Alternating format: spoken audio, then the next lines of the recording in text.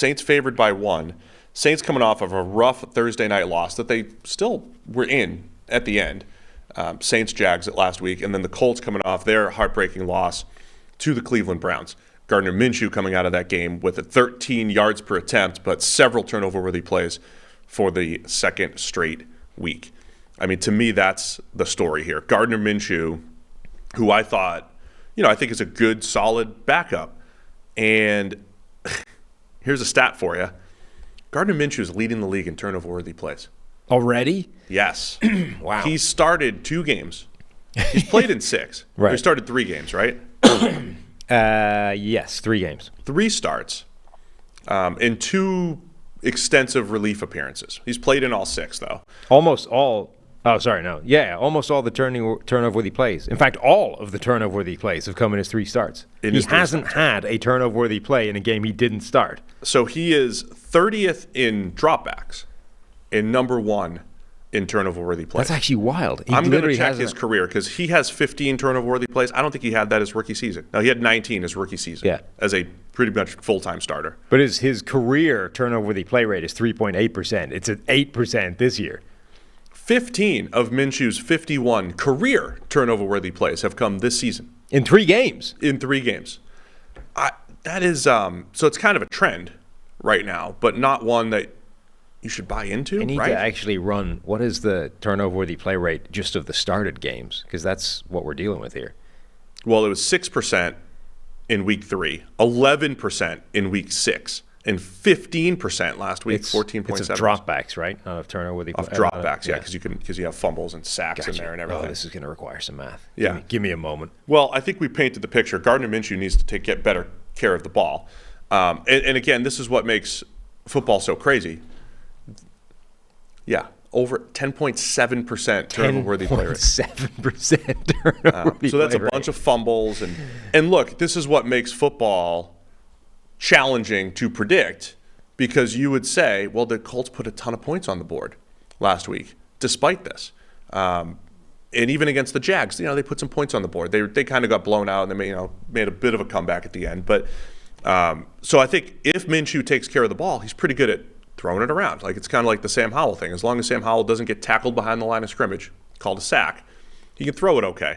So I think Minshew is unlikely to keep up this ridiculous pace, although the Saints defense does make things challenging.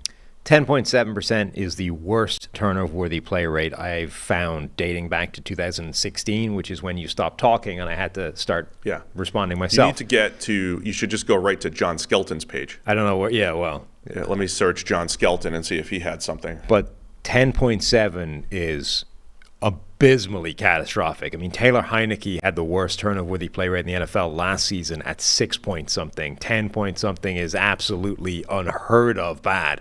And not really, I mean, Minshew's always been a little bit on that Jameis Winston spectrum of capable of some Minshew magic, but also some, oh my God, what was that type of play? He's just been plumbing the depths this year of absolute madness. Even Skelton's worst was 6.7%. There you go. You see, this is what I'm telling you. This is unbelievably terrible. Yeah, it is. Now, on the other hand, the Saints offense, I don't know what. I'm out on predicting their breakout, which will probably happen this week. I mean, last week, it was just, it feels like, Derek Carr is checking down to Alvin Kamara, or when they go downfield, it's a prayer. It is ill-timed. It is maybe one-on-one coverage, but Carr and the receiver, the timing, the actual route, there is just no consistency there. And again, for my 5th straight week, I will highlight that the Saints have been terrible in the red zone, highlighted by Carr being pretty bad in the red zone. Yeah, I think I said this on one of the many shows that you didn't show up to. But remember when I made some sort of forced metaphor that Raiders fans took extremely badly, that was sort of like, nice. Derek Carr doesn't really know what he's doing, And it feels like he sort of knows that he's supposed to take a deep shot every now and again, so he'll take one. But it's not like determined by what he's looking at or the coverage, or it's just like, I'm due a deep shot, so let's chuck it up, right? It was like that James Franklin quote. Just doesn't matter what the thing, what I'm looking at, just chucking it. We're just chucking it deep today. I don't know why this happens to Derek Carr, but I do know that he's done it before. Like, this is multiple occasions with the Raiders, and now it's happening again with the Saints, where his play does not seem connected with anything else. It's not in tune with what the defense is showing him. It's not in tune with what he's working with in terms of supporting cast and receivers. It just sort of feels disconnected and random. And, like, this idea of, Mitchell Schwartz described Russell Wilson once as a quarterback that was like cosplaying as a quarterback, And he's sort of doing the things that he knows quarterbacks are supposed to do, but somehow it doesn't quite work, and it's like it's obviously fake. That feels like what Derek Carr is doing on the field. It's like, I know the things the quarterbacks are supposed to do, right? There's supposed to be some screens in here. There's supposed to be a deep shot every now and again. I'm supposed to target my main guys when I'm in trouble, but it's not. It's not working. It's like it's abstract and sort of divorced from the reality of everything else that's happening on the field. I don't have an explanation for why it happens, but we seem to get in this loop where Derek Carr ends up back in this spot again, right, after playing well or badly, and then we get stuck in this area where, like, it's not terrible. I mean, Derek Carr's not the worst quarterback in the NFL or anything, but it doesn't make sense what he's doing. That's the mid-tier quarterback, man. I mean, that's what it really is, because after you made that statement, Raiders fans were able to attack you because Carr got better. And when they got him speed receiver Henry Ruggs, it was like, oh, the deep shots made more sense for a while. So it feels like Carr's in a slump. Maybe it's a multi-year slump. It's a second straight year in a new system. One other stat that kind of highlights what's happening here, Alvin Kamara is 21st in the NFL in receptions. 21st. He missed the first 3 games. We're 7 weeks into the season. Kamara missed the first 3 games of the year. Right. He's 21st in receptions, averaging about 5.5 yards per catch because of just, the checkdowns, and there's a disconnect there with the Saints offense. But there's a lot of potential there. It's just tough to put your finger on where that disconnect is. Very quickly, since you were previously talking, I went through the entire list, and I have the previous worst mark for a turnover-worthy play rate over a season. I will guarantee you cannot tell me who it is. Well, so Josh Freeman didn't qualify for that. Correct. And the person who did it's on a reasonably small sample size, Andrew so it Luck. isn't technically speaking a full season. Andrew Luck, 2015. No, though that is, I think, the second worst. Remember that? Speaking of slumps. That's 7-point-something%. That was inexplicable. Yes. Except they claimed he was playing hurt. Okay, Right. Who is it?